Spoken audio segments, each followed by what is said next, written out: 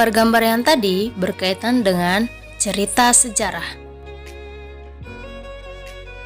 Peristiwa yang dialami suatu bangsa, kelompok, ataupun individu di masa lampau merupakan pengalaman sejarah yang sangat penting dan berharga. Jadi, peristiwa tersebut patut untuk dikenang dan didokumentasikan, sehingga diingat oleh anak cucu dan generasi penerus.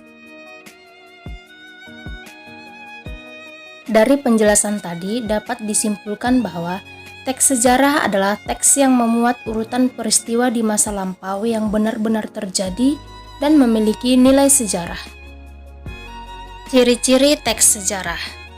Yang pertama, menampilkan latar masa lampau. Yang kedua, kronologis. Maksudnya, peristiwa kejadian baik itu sebelum, saat, dan setelah. Dan yang terakhir adalah fakta. Di dalam fakta, dia memuat unsur adik simba atau apa, di mana, kapan, siapa, mengapa, dan bagaimana. Fungsi teks sejarah. Yang pertama, rekreatif. Maksudnya, bersifat menghibur. Yang kedua, edukatif atau sebagai sarana pembantu pendidikan. Yang ketiga, inspiratif atau pandangan hidup. Yang keempat, instruktif atau mengarahkan. Jenis-jenis teks sejarah. Teks sejarah dibagi menjadi dua. Ada sejarah fiksi dan ada sejarah non-fiksi. Sejarah fiksi ada novel, cerpen, legenda, dan roman. Sejarah non-fiksi ada biografi, autobiografi, cerita perjalanan, dan catatan sejarah. Contoh, terjadinya Danau Toba. Terjadinya Danau Toba memiliki sejarah fiksi dan sejarah non-fiksi. Sejarah fiksi, legenda Danau Toba itu karena ikan mas. Sedangkan sejarah non-fiksinya itu masuk ke catatan sejarah karena adanya letusan Gunung Toba. Unsur pembangun teks sejarah. Unsur pembangunnya ada unsur intrinsik dan ada unsur ekstrinsik. Unsur intrinsik yang pertama adalah tema. Tema merupakan ide atau gagasan dasar yang melatar belakangi keseluruhan cerita yang ada dari teks sejarah. Yang kedua, penokohan. Penokohan berhubungan dengan watak tokoh, baik itu protagonis, antagonis, dan tritagonis. Yang ketiga, alur. Alur berhubungan dengan urutan jalan cerita. Apakah ceritanya alur maju, alur mundur, atau alur maju mundur. Keempat, sudut pandang atau biasa juga disebut dengan point of view. Sudut pandang adalah strategi yang digunakan oleh pengarang untuk menyampaikan cerita. Ada orang pertama, ada orang kedua, dan ada orang ketiga.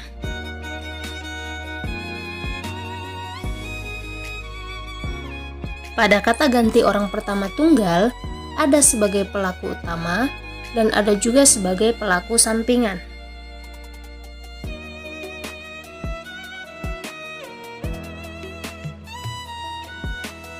Sudut pandang di orang ketiga ada sebagai orang ketiga serba tahu dan ada juga orang ketiga sebagai pengamat.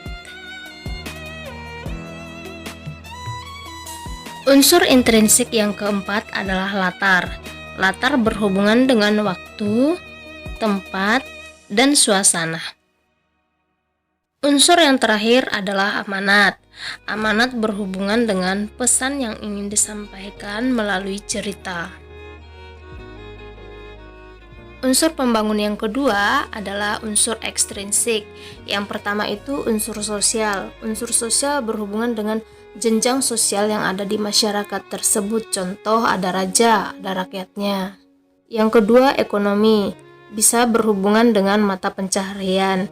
Yang ketiga, unsur politis. Ini bisa berhubungan dengan perebutan kekuasaan. Yang keempat, agama. Yang kelima, penceritaan. Di situ salah ya, bukan latar, tapi penceritaan. Ini berhubungan dengan cerita tersebut merupakan faktakah atau mitos. Yang terakhir adalah pemerintahan. Nah, pada cerita tersebut sistem pemerintahan di sana bagaimana?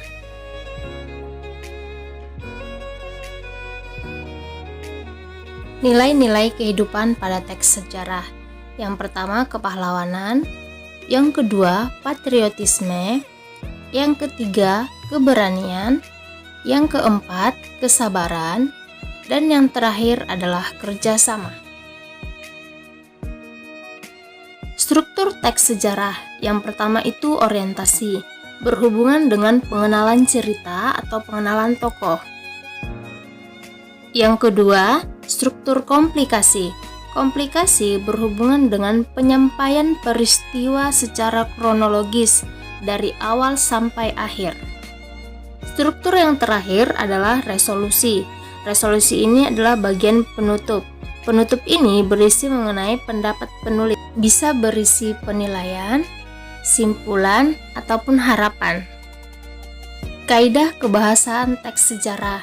Yang pertama verba material, yang kedua konjungsi temporal, yang ketiga konjungsi kausalitas, yang keempat pronomina, dan yang terakhir adalah frasa adverbial.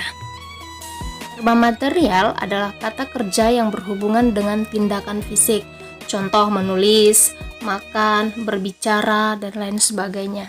Selanjutnya konjungsi temporal. Konjungsi temporal dibagi menjadi dua, ada pada kalimat sederajat dan ada pada kalimat bertingkat. Konjungsi temporal sederajat biasa ditandai dengan kata kemudian, sebelumnya, sesudahnya, selanjutnya, setelahnya, lalu.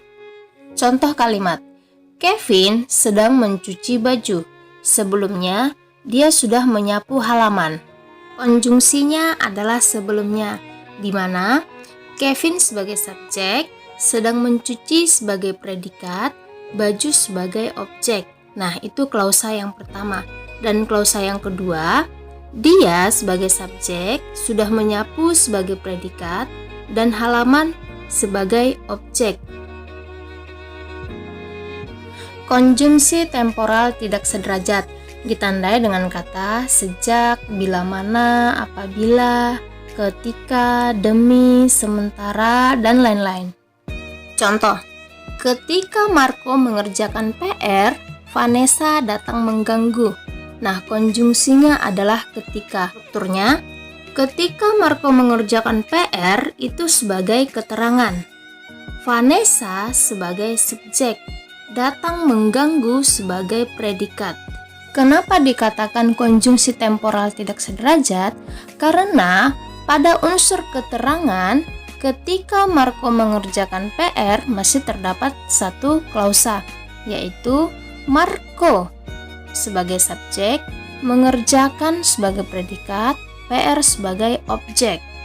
Selanjutnya adalah konjungsi kausalitas. Ada konjungsi kausal sebab dan ada konjungsi kausal akibat. Konjungsi kausal sebab ditandai dengan kata sebab itu, karena itu. Konjungsi kausal akibat ditandai dengan kata sehingga, sampai, akibatnya. Contoh, Brian menangis karena Angel mengambil makanannya. Konjungsinya adalah kata karena, di mana konjungsi karena berfungsi sebagai kausal sebab. Contoh yang kedua, Roger sangat malas belajar. Akibatnya, nilai bahasa Indonesianya di bawah KKM. Konjungsinya adalah akibat, di mana perannya sebagai konjungsi kausal akibat. Selanjutnya adalah pronomina. Pronomina ini adalah kata ganti. Jadi, kata ganti itu ada dua, ada persona dan ada non-persona. Nah, persona ada orang pertama, orang kedua, dan orang ketiga. Nah, ini berhubungan tadi dengan sudut pandang. Yang kedua, kata ganti non-persona atau kata ganti bukan orang.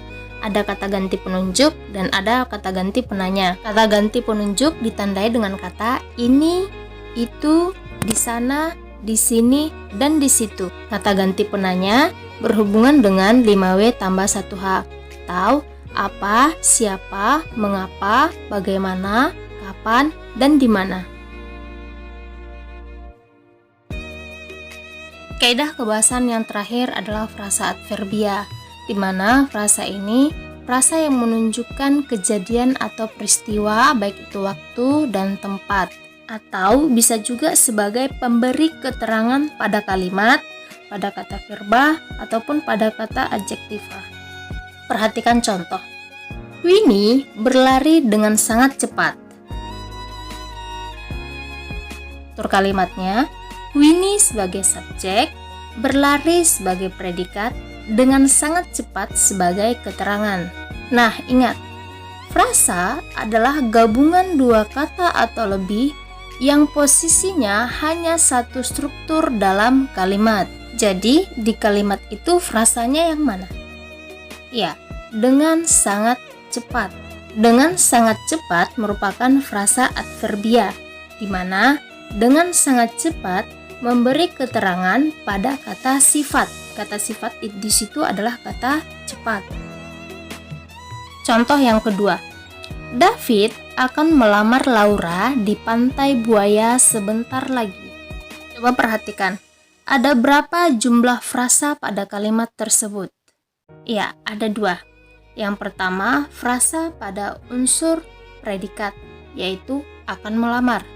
Dan yang kedua, frasa pada unsur keterangan, yaitu di Pantai Buaya sebentar lagi. Di mana kata akan memberikan keterangan pada kata verba, yaitu melamar. Frasa adverbia yang kedua adalah di Pantai Buaya sebentar lagi. Frasa tersebut menunjukkan keterangan waktu dan tempat. Nah, Ibu harap setelah kalian mendengarkan video pembelajaran ini, kalian memahami pengertian, ciri, fungsi, struktur, dan kaidah kebahasaan teks sejarah. Selamat belajar dan tetap jaga kesehatan.